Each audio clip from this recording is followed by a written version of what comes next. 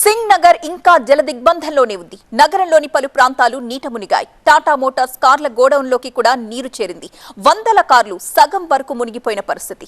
నీటిని బయటకు తోడడానికి షోరూమ్ సిబ్బంది ప్రయత్నిస్తున్నారు.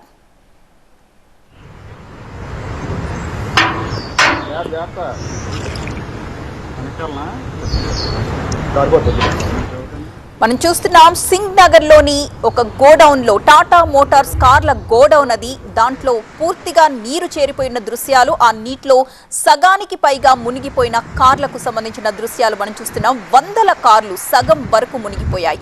ప్రస్తుతం అక్కడ సిబ్బంది ఆ నీటిని బయటకు తోడడానికి ప్రయత్నాలు చేస్తూ ఉన్నారు. పూర్తిగా టాటా కార్ల షోరూమ్ గోడౌన్ నీట మునిగిన దృశ్యాలవి.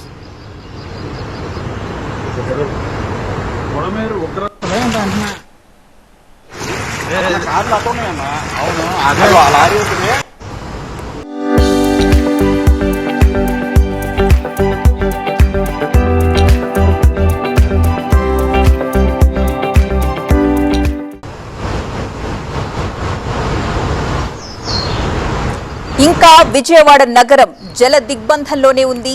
సింగ్ నగర్ లో ఉన్న టాటా షోరూమ్ కార్ల గోడౌన్ పూర్తిగా నీట మునిగిపోయింది. వందల కొద్ది కార్లు అక్కడున్నాయి. అయితే సగానికి పైగా మునిగిపోయి కనిపిస్తూ ఉన్న దృశ్యాలను మనం చూడొచ్చు.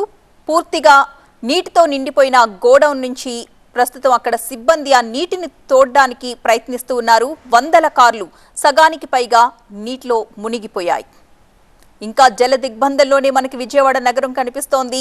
సింగ్ నగర్ అయితే ఇప్పటి వరకు కూడా ఇంకా కోలుకోలేదు. ఇంకా 2-3 రోజులు ఈ వరద ఇలాగే ఆ నీటిలోనే జనాలందరూ ఉండాల్సిన సిచ్యువేషన్. ఈ నేపథ్యంలోనే మనం అక్కడ చూస్తున్నాం టాటా కార్ల షోరూమ్ గోడౌన్ అది.